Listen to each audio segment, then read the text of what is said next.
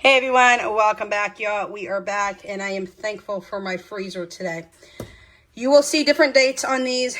Don't get excited. It is the 29th of May, but I did run up back to Walmart. I think it was the 17th of May, and y'all, I didn't get this video up because there's a lot going on in the house. We got a lot of things going on, and I am super duper busy. Pulled these out of the freezer.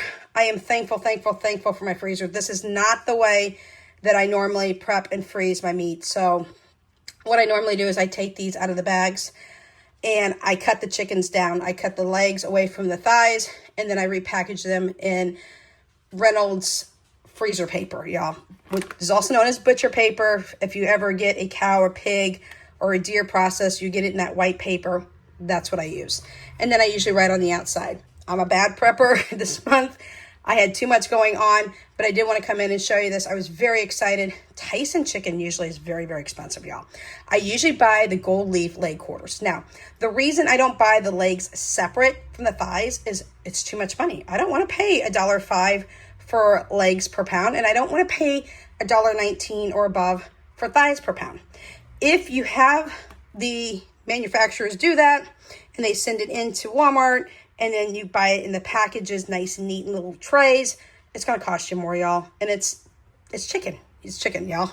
So, saw that these were on sale, and they are on rollback. I don't know how long they plan on being on rollback, but I did freeze these in the bags. Again, not the way that I normally freeze it, so take my advice and don't freeze that way. Or this way, I should say. Freeze in either your Ziploc bags, if you use the freezer bags, freeze in the butcher paper like I do. That's longer term use. And then you can also get the bags that are the vacuum seal bags. So we are going to cut these down. I did take them out. That's why I said don't panic about the dates, because you would sit there and say, girl, these are out of date. The freezer did what I needed to do. At the time, I needed it to do it. I did not have the time to break these down then. Unfortunately, I'm pulling them back out. We are having a barbecue tonight. But some of these are going to go back in the freezer. It's not, again, the process that I normally do. So if this is your first video, I'm sorry. Don't do what I did. Okay, do what I'm telling you to do, because that's normally what I do is I actually freeze them in freezer paper and I break them down, legs and thighs. And I package them up, legs and thighs together, because some of my kids prefer legs, other kids prefer thighs, some kids prefer both, and they don't care. So I am going to break these down fairly quickly, get them back in the freezer, in freezer paper like they're supposed to be, and put them away. The reason I was super excited about this was the fact that these are now $6.67 for a 10-pound bag, y'all. Like, that is amazing. Keep your bones, make your own chicken stock. Don't buy chicken stock at the store. Make it yourself. So much cheaper. So, 2 bags of that. That's 20 pounds of chicken. Mom had got me some kielbasa. This is going to go back in the freezer once again. Like I said, I apologize. A lot of going on, a lot of work. I'm overloaded right now with work, so I didn't have time. Kielbasa, my mom got this at Price Chopper for me. Really good price. It was under $2 for this. 2 of my kiddos in the house really like when I slice this up and put it with Spanish rice, so that's going to be for them. Another meat that we're moving heavily more into, beef is still a little bit expensive for my liking. We do buy ground beef, but now we are buying more ground turkey, less ground beef. I make turkey meatloaf with this. My kids love it. This is the festive ground turkey at Walmart. It's $1.97, $1.98 per pound, y'all. You cannot beat that right now with the price of meat. It's crazy. Obviously, you can with the chicken, because the chicken is cheaper. But with the price of this kind of meat, you can't beat it. So 4 rolls. I got the last 4 rolls they had.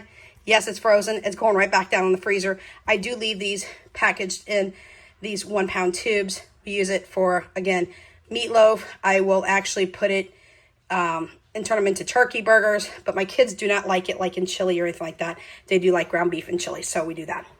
Then from Aldi, because they had a really good sale for Memorial Day, I did pick up 2 more of, oh no, I don't think I got this at Aldi. Was it Aldi? It might have been Walmart. It might have been on rollback at Walmart. Okay, don't quote me. That might have been at Walmart. I did get 2 of the barbecue sauces, Sweet Baby Ray's. These are just extra stock up. So these are stock up. 2 of these are stock up, going down. 2 of these will be able to be used this coming week. Kielbasa is going to be gone. 1 bag of chicken's gone today. The other bag is going down to the freezer. So that's what I have for you. Please remember to check things on rollback and things of that nature. Walmart is going to go up again in price on a lot of items. We all know it's coming. They said this summer they're going to raise the price again. The price of canned goods are up. Green beans used to be 50 cents. Then they took them up a little bit to 64. They dropped them back down to 50 cents. Now they're up to, I believe it's 78 cents a can. And I'm like, oh my gosh, they're getting expensive. Eggs are still hopefully going to be going down. Thank you for everybody that chimed in on what their egg prices were. Y'all, I am super excited eggs are dropping.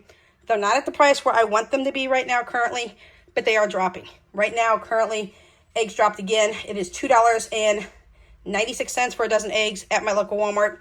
And it's just for the regular Walmart Great Value dozen eggs. The 60 count box is still holding strong at just over $14. So I'm not going to buy the 60 count just yet. I'd love to, but until it drops below 10, that's where I buy my buy price. If it's 11, I might sneak in and grab a box, but we shall see. So let's talk a bit real quick before I let you go, because Mom's coming over. We're doing a little barbecue tonight. She's inbound. She's coming from Michigan back to Missouri. So she's currently in flight. So keep her in your prayers and your thoughts that she lands safely here at KCI International, or MCI International. It's Kansas City International, but it's MCI is the airport name.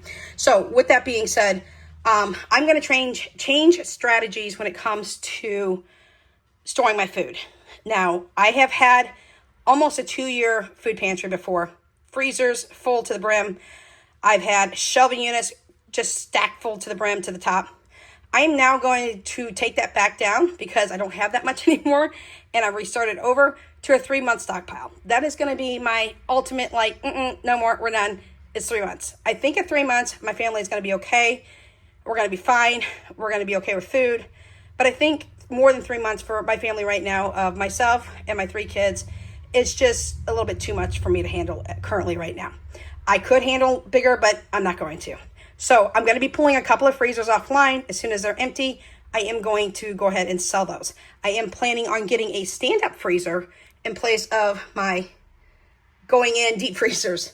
And right now I'm going to keep one of my 7 cubic foot freezers, and I'm going to keep my 5 cubic foot freezer. I am going to be pulling off 2 of my 7 cubic foot freezers. That's a tongue twister in itself. And I'm going to sell them because I am going to go down to a 3-month stockpile. And I think that will be sufficient enough for our family. I know they can say 3 months, 6 months, 9 months, 12 months, 18 months, 2 years, whatever. But I'm not going to use buckets anymore unless it's sugar and rice. Other than that, beans are going to stay in mason jars like I have them now. I have emptied the last of my food safe buckets that are 5-gallon buckets that hold 30 pounds of dried beans, and have them all over on my shelf currently in mason jars. So those are a couple of changes I'm making. I'll talk more about that in the next video, and I'm going to give you a breakdown on what I'm going to be purchasing moving ahead forward. But as of this week, this is what we have for the preps today, and this is the stock up. If you have any questions, comments, concerns, suggestions, always feel free to leave them down in the comment section. I'll catch you there. Until next time, take care, y'all. Bye for now.